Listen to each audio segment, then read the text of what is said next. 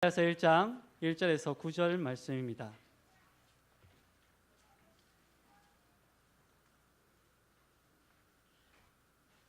말씀을 교독하도록 하겠습니다. 유다 왕 우시야와 요담과 아하스와 히스기야 시대에 아모스의 아들 이사야가 유다와 예루살렘에 관하여 본 계시라.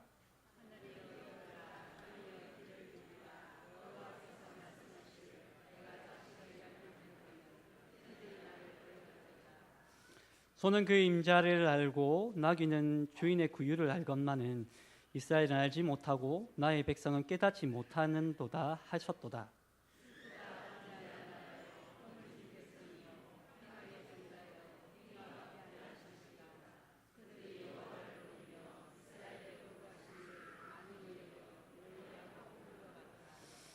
너희가 어찌하여 매를 더 맞으려고 폐역을 거듭하느냐. 온 머리는 병들었고 온 마음은 피곤하였으며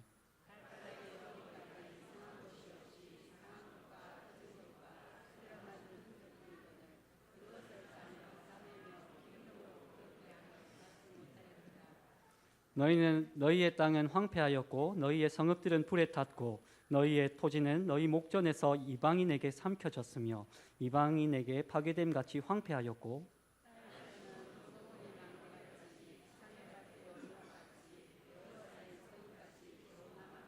함께 읽겠습니다.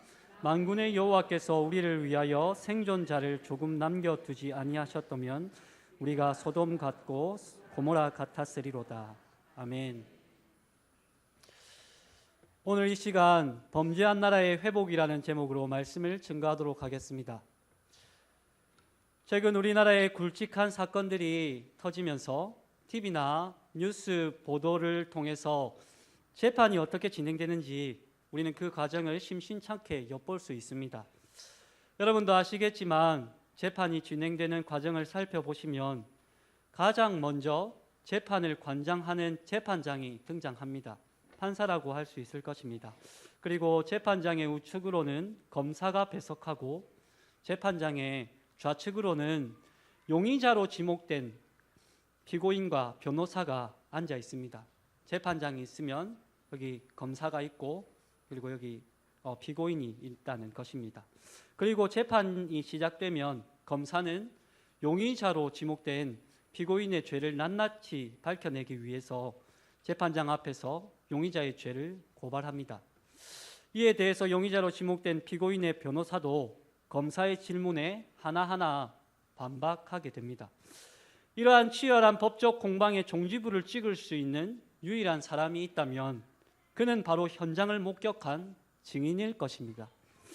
그야말로 법정에서는 증인이 누구에게 유리한 증언을 하느냐에 따라서 피고인이 무죄냐 아니면 유죄냐 하는 것이 판가름 난다고 해도 과언이 아닙니다. 이와 같이 오늘 본문 말씀을 가만히 살펴보시면 하나님께서 이스라엘 백성에게 한 가지 소송을 겁니다. 이러한 소송에 대해서 이스라엘 백성들은 하나님의 법정에서 변호사도 선임하지 않은 채 피고인으로 출석합니다. 그리고 하나님의 법정의 검찰 측 검사로 하나님께서 직접 신문하시고 친히 본 법정의 재판장으로 재판을 주관하십니다. 그리고 하늘과 땅을 증인으로 채택합니다. 그렇다면 도대체 하나님과 이스라엘 백성들 사이에 무슨 일이 있었기에 하나님께서 재판까지 여시는지 오늘 본문 말씀을 통해서 살펴보도록 하겠습니다. 첫째로 하나님께서 이스라엘 백성들의 죄악을 물으십니다. 우리가 신앙생활을 할 때에 특별한 경우가 아니면 잘못을 범해도 서로 용서하고 넘어가는 것이 인간관계의 기본입니다. 그러나 오늘 본문 말씀에 등장하는 하나님께서는 유다 백성들의 죄를 간과하지 않으시고 하나님의 법정까지 끌고 가셔서 그들의 실상을 낱낱이 고하고 있습니다. 그 이유가 무엇입니까? 그것은 바로 이스라엘 백성들의 반복된 죄악을 물으시기 위해서입니다. 이사야서 1장 2절 말씀을 다 같이 읽어보도록 하겠습니다. 하늘이여 들으라, 땅이여 귀를 기울이라. 여호와께서 말씀하시기를 내가 자식을 양육하였거늘 그들이 나를 거역하였도다. 아멘. 오늘 본문에 등장하는 하나님의 마음에는 더 이상 이스라엘 백성들의 죄를 방관하지 않겠다 하는 그러한 마음이 서려 있습니다. 그리고 여호와의 법정에서 하나님께서 친히 재판장이 되시고 이스라엘 백성들을 피고인으로 출석시킵니다. 그리고 하나님의 법정에 하늘과 땅을 증인으로 출석시킵니다. 증인으로 채택합니다. 하나님께서 하늘과 땅을 증인으로 채택하신 이유는 아브라함과 언약을 맺으실 때도 하늘과 땅이 모두 지켜보았고, 그리고 이스라엘 백성들이 하나님의 도움으로 출애굽할 때도 하늘과 땅이 모두 지켜보았으며, 이스라엘 백성들이 가나안 땅을 정복할 때도 하늘과 땅이 묵묵히 지켜보았기 때문입니다. 이처럼 하늘과 땅이 이스라엘 백성에게 역사하신 하나님의 역사를 증거하는 데 조금도 부족함이 없었기 때문에, 그래서 하나님께서 여호와의 법정의 증인으로 하늘과 땅을 증인으로 채택했던 것입니다. 그렇다면 하나님께서 재판을 벌이면서까지 이스라엘 백성에게 물으려고 했던 죄가 무엇입니까? 그것은 이스라엘 백성들의 진정한 통치자가 바로 하나님이시다 하는 것을 만방에 알리고자 하셨던 것입니다. 또한 이스라엘 백성들이 범하고 있는 그 우상 숭배의 죄악은 그야말로 짐승만도 못한 일이라는 것을 만방에 알리고자 하셨던 것입니다. 우리가 이사야서 1장 3절 말씀을 다 같이 한번 읽어보도록 하겠습니다. 소는 그의 임자를 알고 나귀는 그 주인의 구유를 알건만은 이스라엘은 알지 못하고 나의 백성은 깨닫지 못하는도다. 아멘. 가축들 중에서 소와 나귀가 얼마나 고집이 세고 주인이 길들이는데 얼마나 시간이 오래 걸리는지 모릅니다. 왜냐하면 그러한 짐승들은 고집이 세기 때문입니다. 그러나 소와 나귀와 그러한 짐승들도 한번 길들이기 시작하면 자기 주인이 누군지 알고 주인의 말은 잘 따른다고 합니다. 그런데 하나님의 백성이라고 자부하는 이스라엘 백성들은 허구한 날 우상 숭배에 빠져서 주인 되시는 하나님을 까맣게 잊어버리고 사는 것입니다. 이러한 이스라엘 백성들의 삶의 모습을 하나님께서 보시고, 그러한 모습을 보시고 하는 말이 무엇이냐면 그야말로 짐승만도 못한 삶을 살아가고 있다고 한탄하고 있습니다. 하나님께서는 하늘과 땅을 증인으로 내세우고 친히 재판장으로 서셔서 이스라엘 백성들의 죄를 조목조목 나열하고 있습니다. 그렇다면 이스라엘 백성들의 죄목, 그 죄목이 무엇이란 말입니까? 그것은 바로 하나님을 거역한 죄입니다. 하나님께서 이스라엘 백성들이 한두 번 실수했다고 법정에 내세우는 것이 아닙니다. 이스라엘 백성들이 지나온 역사 속에서 하나님께서 한 번 참으시고 두 번 참으시고 또 참으시다가 결국에는 온 땅들아 보아라 라고 비통해 하시면서 이스라엘 백성들의 죄를 만방에 알리고 있습니다.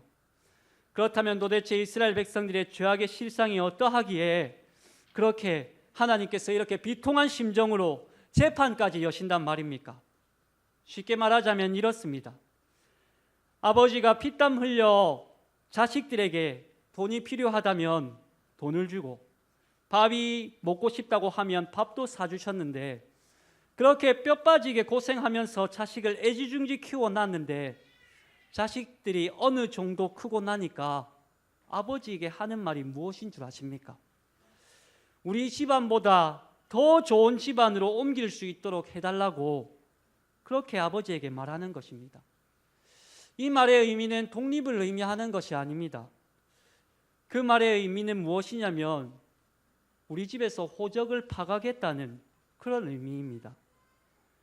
지금 이스라엘 백성들의 모습이 딱 그러한 모습입니다. 이스라엘 백성들이 어느 정도 먹고 살만하니까, 그렇게 장성하니까 아버지에게 은혜를 받고 나니까 하는 말이, 나는 우리 아버지 집안보다 다른 아버지 집안이 더 좋으니까 호적 좀 파달라고 당돌하게 말하고 있습니다. 그야말로 이스라엘 백성들은 하나님 앞에서 형식적으로 예배 드리면서, 그리고 하는 말이 뒤에서는 짐승만도 못한 일을 벌이고 있는 것입니다. 자식이 이와 같이 아버지를 능멸하고 있는데 어떤 아버지가 가만히 있겠습니까? 이러한 모습을 보고 아버지가 가만히 있지 않고 자식의 만행을 뜯어고치기 위해서라도 온 동네 사람들에게 자기 자식의 만행을 실토하고 있습니다. 그렇게 해야만 자기 자식이 잘못된 길에서 돌이킬 수 있을 것 같아서 만방의 자식의 죄를 알리고 있는 것입니다. 천하 만물아 들으라 라고 그렇게 말하고 있는 것입니다. 어쩌면 오늘날 한국교회의 민낯이 언론이나 미디어를 통해서 많이 드러나고 있는데, 이러한 현상을 단순히 교회에 호의적이지 않는 이 시대적인 분위기 탓으로 외면하는 것이 아니라, 우리는 정말 하나님께서 한국교회가 죄에서 돌이키길 원하신다는 것을 이 시간 우리는 깨달아야 할 것입니다. 이 사회를 통해서 경종을 울리고 있는 것은 아닌가 하는 것에 대해서 우리는 다시 한번 돌아보아야 할 것입니다. 그리고 다시금 오늘날 교회가 안고 있는 죄의 문제를 어떻게 하면 극복할 수 있을까? 그러한 마음에 대해서 우리는 한번 돌이켜보고, 우리의 마음 가운데 그 옛날 하나님만 뜨겁게 사랑했던 복음의 열정이 다시금 회복되어야 하는 것은 아닌가 한번 곰곰이 우리 스스로가 자문해 보아야 할 것입니다. 우리가 다시금 하나님 안에서 영적으로 회복되어지기 위해서는 하나님을 향한 갈급한 심령이 우리 안에서 일어나야 할 것입니다. 하나님밖에 없었던 그 마음, 그리고 하나님 안에서 기도하고 그리고 그것으로 기뻐했던 그 심령이 우리 안에서 다시금 회복되어질 때 우리는 죄악을 두고, 그리고 우리 안에 있었던 그 죄악을 품고 간절히 이 시간 회개하며 기도할 때 우리 삶의 문제가 하나님 안에서 해결되어질 줄 믿습니다. 둘째로, 하나님께서 이스라엘 백성들의 죄악을 슬퍼하십니다.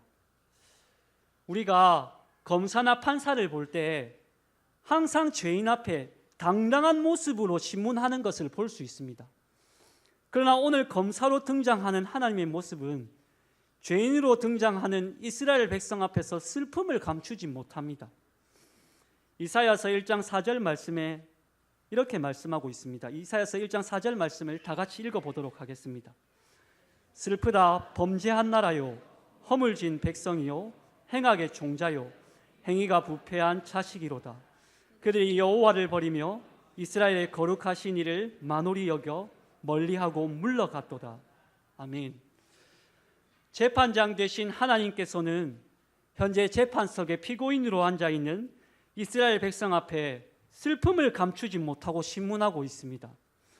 이러한 슬픔의 감정은 하나님께서 이스라엘 백성을 향한 분노의 마음이나 증오의 감정이 아니라 이스라엘 백성에 대한 실망과 좌절을 담은 슬픔의 감정을 품고 지금 신문하고 있습니다. 지금 이사야 선지자가 대언하고 있는 이 슬픔의 감정을 어떻게 비유할 수 있냐면, 자식의 죄 때문에 슬퍼하고 있는 그러한 부모의 심정과 같다고 할 수 있습니다. 그야말로 하나님의 심중은 삐뚤어진 자식 때문에 할 말을 잃은 부모의 심정과도 같습니다. 아무리 삐뚤어진 자식이라고 해도 부모라면 자기 자식을 끝까지 품고 그 치부를 세상에 알리지 않는 것이 인지상정인데, 오늘 등장하는 하나님은 자녀를 대하는 태도가 우리와 사뭇 다릅니다. 그도 그런 것이 자녀된 이스라엘 백성들이 아버지 된 하나님께 호적을 파서 다른 부모에게 가겠다고 바득바득 우기는 말도, 이런 우기고 있는 이런 말도 안 되는 난처한 상황 가운데 빠져 있습니다. 그런데 하나님께서 이스라엘 백성들의 말을 납득할 수 없는, 그런 받아들일 수 없는 것이 지금 그러한 상황 가운데 빠져 있는 것입니다. 왜냐하면 이스라엘 백성의 부모가 되시는 하나님이 가난합니까? 여러분, 그렇지 않습니다. 하나님은 만물의 주관자시요 만왕의 왕이 되시기 때문입니다. 여러분, 이스라엘 백성의 부모 되시는 하나님이 폭력적이십니까? 그렇지 않습니다. 하나님은 선하십니다. 무엇보다 이스라엘 백성의 부모 되시는 하나님께서 그들을 창조하셨고 이스라엘 백성을 선택하셨습니다. 그런데 하나님이 무엇이 부족해서 이스라엘 백성들에게 나는 다른 부모에게 가서 다른 부모를 섬기겠다는 말을 들어야 합니까? 지금 그런 상황, 그런 난처한 상황 가운데 빠져 있는 것입니다. 그런데 우리의 영적인 아버지가 되시기도 한, 지금 여러분 가운데 그런 영적인 아버지가 되시기도 한 하나님께 우리도 이 이스라엘 백성과 같은 그런 말을 쉽게 내뱉을 때가 있습니다.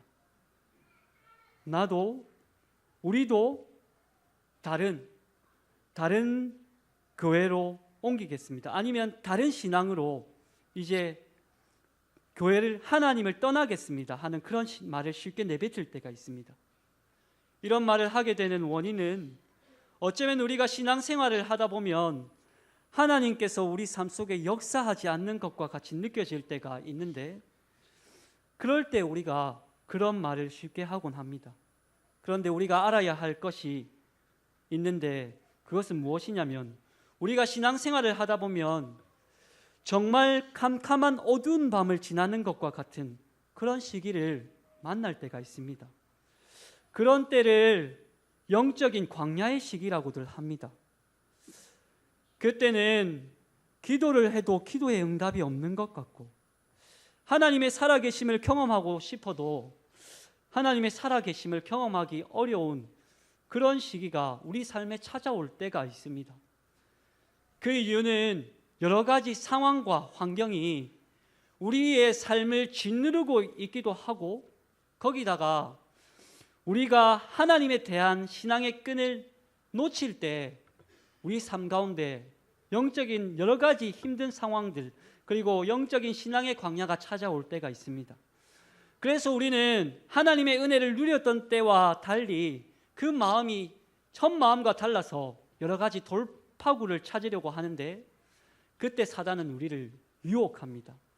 영적인 광야를 이겨내기 위해서 그 돌파구로 영적인 황홀경을 체험할 수 있는 성령 체험의 현장으로 사단은 우리를 유혹하기도 하고요, 영적인 광야를 이겨내기 위해서 물질로 세상을 이겨내라고 사단은 유혹하기도 합니다. 또한 영적인 광야를 이겨내기 위해서 세상의 즐거움과 쾌락으로 고난을 이겨내라고 우리를 유혹하기도 하죠. 이와 같이 이스라엘 백성들이 하나님에 대한 신앙의 끈이 느슨해졌을 때 사단은 어떻게 유혹하냐면, 하나님보다 더 좋은 것이 있으니 그것은 금신상과 같은 우상을 집에 모셔오라고 그렇게 유혹했을 것입니다. 그때 수많은 이스라엘 백성들이 하나님을 배반하고 우상에게 넘어갔던 것입니다. 이처럼 영적인 아버지가 되신 하나님께 호적을 파달라고 하는 그러한 무례한 말에 하나님은 슬픔을 머금고 재판장에게 그렇게 재판장으로 서서 징계를 예고하고 있습니다. 왜냐하면 하나님께서 이스라엘 백성에게 아무리 권면해봐도 그들의 죄가 무엇인지 더 이상 깨닫지 못하는 그저 영적 무감각 상태에 빠져 있다고 판단했기 때문입니다. 그래서 이사야 1장 5절에서 6절 말씀에서는 이렇게 말씀하고 있습니다. 우리가 이사야 1장 5절에서 6절 말씀을 다 같이 한번 읽어보도록 하겠습니다. 너희가 어찌하여 매를 더 맞으려고 폐역을 거듭하느냐? 온 머리는 병들었고 온 마음은 피곤하였으며 발바닥에서 머리까지 성한 곳이 없이 상한 곳과 터진 것과 새로 맞은 흔적뿐이거늘 그것을 짜며 싸매며 기름으로 부드럽게 함을 받지 못하였도다. 아멘. 여러분, 지금 하나님께서는 이렇게 공개 재판까지 하면서 그렇게 이스라엘 백성들을 돌이키기를 원하셨습니다. 지금 이러한 징계를 예고하면서, 그리고 다시금 돌아오기를 말씀하시면서 그렇게 이스라엘 백성들이 다시금 돌아오기를 원하시는 하나님의 마음을 한번 상상해 보십시오. 이렇게 이스라엘 백성들을 심판하고자 하는 하나님의 마음이 그야말로 찢어지지 않겠습니까? 하나님께서 가장 사랑하시는 이스라엘 백성들에게 아버지 되신 하나님께서 버림받으시고 괴로워하시는 하나님의 신음소리에 우리는 이제 귀를 기울여야 할 것입니다. 그리고 이제는 하나님의 마음을 아프시게 하는 길에서 우리는 돌아서야 합니다. 우리가 하나님께로 돌아서는 첫걸음이 무엇이냐면 이 하나님의 성전된 교회에서 더 이상 별일 아닌 일로 얼굴 붉히는 일은 없어야 할 것입니다. 교회에서 더 이상 편가르게 하는 일은 없어져야 할 것입니다. 교회에서 더 이상 입술로 범죄하는 일은 사라져야 할 것입니다. 이처럼 별일 아닌 일로 하나님의 마음을 아프게 하는 모습을 보시는 하나님의 마음이 어떠신지 우리는 한번 살펴보아야 할 것입니다. 그 마음을 묵상해 보아야 할 것입니다. 우리가 지난날 하나님의 마음을 아프게 했던 그러한 때를 기억하며 이제는 성도 본연의 자세로 돌아와서 하나님 앞에 예배를 사모하는 자리로 다시금 나아가야 할 줄 믿습니다. 그때 우리 삶에 하나님께서는 여전히 큰 은혜를 부어주셨던 그 은혜의 자리로 우리는 돌아가야 할 것입니다. 그때 하나님께서 우리 삶 가운데 역사하시고 하나님께서 큰 은혜를 베풀어 주실 줄 믿습니다. 셋째로 하나님께서 이스라엘 백성들의 회복을 약속하십니다. 하나님께서 이스라엘 백성들을 징계하셨지만 회복하실 것도 약속하십니다. 이사야 1장 9절 말씀을 다 같이 읽겠습니다. 만군의 여호와께서 우리를 위하여 생존자를 조금 남겨두지 아니하셨다면 우리가 소돔 같고 고모라 같았으리라. 아멘. 하나님께서는 소돔과 고모라가 지도에서 사라지지 않고 그 땅의 명맥을 유지할 수 있었던 것은 아브라함의 기도가 있었기 때문이라고 말씀하고 있습니다. 이처럼 이스라엘 백성들의 남은 자들의 기도가 있었기 때문에 하나님께서는 그 기도를 들으시고 이스라엘 백성들을 회복하실 것이라고 그렇게 약속하십니다. 그 회복의 약속은 더 나아가서는 인류 구원의 역사를 이루실 것이라고 약속하십니다. 그에 대한 약속의 말씀이 이사야서 53장 5절 말씀에 기록되어 있습니다. 무엇이라고 기록되어 있는지 우리가 다 같이 한번 읽어보도록 하겠습니다. 시작. 그가 찔림은 우리의 허물 때문이요 그가 상함은 우리의 죄악 때문이라. 그가 징계를 받음으로 우리는 평화를 누리고 그가 채찍에 맞음으로 우리는 나음을 받았도다. 아멘. 그렇습니다. 남은 자들의 기도를 통해서 이 유다 땅에 예수 그리스도를 보내어 주실 것을 약속하고 있습니다. 죄의 결과는 사망이지만 그러나 하나님 앞에 신실하게 기도하고 하나님 나라에 대한 소망을 포기하지 않은 남은 자들의 기도를 하나님께서 들으시고 이스라엘 백성의 죄를 하나님께서 싫어하셨지만 그 소수의 기도를 들으시고 그 기도의 응답으로 누구를 보내주시기로 약속하셨냐면 하나님의 아들 독생자 예수 그리스도를 이 땅에 보내주시기로 약속하십니다. 오늘 이 시간 우리가 꼭 기억해야 할 사실이 있다면 하나님께서 이스라엘 백성들의 죄악을 심판하시고 징계하시지만 그러나 그 속에서 소망을 잃지 않고 하나님께서 남은 자들의 기도를 외면치 않으시고 유다 땅을 통해서 메시아가 태어날 것도 약속하셨다는 것입니다. 이것이 하나님 나라의 신비입니다. 신비. 하나님 나라의 신비는 그렇게 이어지는 것입니다. 남은 자들의 기도를 통해서 하나님께서 응답하셔서 예수 그리스도가 십자가에서 우리의 죄를 위해서 피 흘려 죽으시고 그 대속의 죽음으로 여기 계신 우리가 구원받은 것입니다. 그것이 은혜입니다. 여러분, 지금 이 순간에도 주님 다시 오실 그날까지 우리가 기도한다면, 그리고 우리가 말씀을 전파하고 복음을 증거한다면 이 땅에서 하나님 나라의 회복이 이 순간 이루어질 줄 믿습니다. 그러한 역사를 사모하시기를 소망합니다. 끝으로 우리가 이 땅을 살아가면서 재판을 치른다면, 하나님의 법정에 서 있다면 우리는 모두 집행유예라 할 수 있습니다. 왜냐하면 우리가 우리의 삶에 대한 모든 판결은 이 땅에서 나지 않고 모두 하나님 나라에서, 하늘나라에서 심판받기 때문입니다. 그러므로 여러분의 마음 가운데 하나님께 지은 죄가 있거나 하나님을 원망하거나 지난날의 죄악들을 회개하지 않은 마음이 아직도 남아있다면 이 시간 우리는 하나님 앞에 모두 내어놓고 회개해야 될 줄 믿습니다. 하나님께서 이 시간 예수 그리스도의 그 이름으로 기도할 때 우리의 죄와 허물을 모두 용서해 주실 줄 주실 것이기 때문입니다. 왜냐하면 하나님께서 우리 삶을 회복하실 분이 바로 우리 구주 예수 그리스도이기 때문입니다. 그렇다면 오늘 이 시간 마지막으로 여러분에게 묻겠습니다. 여러분 자신이 하나님 앞에 진정으로 회복되기를 원하십니까? 범죄한 이 땅의 교회가 진정으로 회복되길 원하십니까? 범죄한 이 나라가 진정으로 회복되길 원하십니까? 그렇다면 하나님께서는 많은 사람을 요구하지 않습니다. 여러분, 한 사람이 하나님 앞에 죄를 고백하고 여러분이 하나님께 회개한다면 하나님께서는 여러분 개인과 이 땅의 교회와 더 나아가서는 이 나라를 회복시키는 그러한 도구로 바로 여러분을 사용할 줄 믿습니다. 이 분명한 사실을 붙들고 주님께 나아가시는 모든 하늘샘 교회 성도님들 다 되시기를 간절히 소망합니다. 이 시간 말씀을 붙들고 기도하겠습니다. 말씀을 붙들고 기도하실 때